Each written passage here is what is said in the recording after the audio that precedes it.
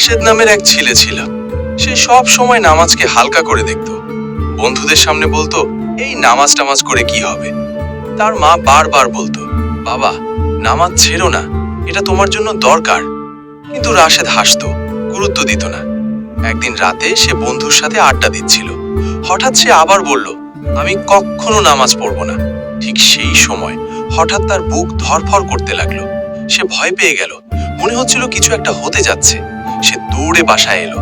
মা কাঁদতে কাঁদতে বলল, বাবা আল্লাহকে ডাকো, নামাজ পড়ো। সেই রাতে রাশেদ প্রথমবারের মতো সিজদায় পড়ে গেল। নামাজ নিয়ে খারাপ কথা বলা খুব বড় ভুল। আল্লাহ সবাইকে সুযোগ দেন, কিন্তু সেই সুযোগ হারানো ঠিক না। ইসলামিক কার্টুন ভিডিও পেতে চ্যানেলটা এক্ষুনি সাবস্ক্রাইব করুন আর পাশে থাকা বেল আইকন বাজিয়ে দিন।